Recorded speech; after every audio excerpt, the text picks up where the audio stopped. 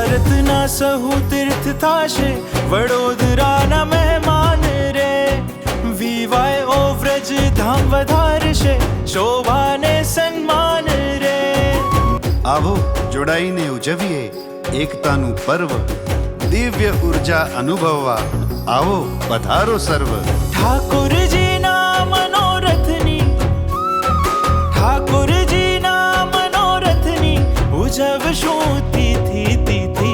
એ વ્રજની વાંસળી વાગી વડોદરામાં મીઠી મીઠી વ્રજની વાંસળી વાગી વડોદરામાં મીઠી મીઠી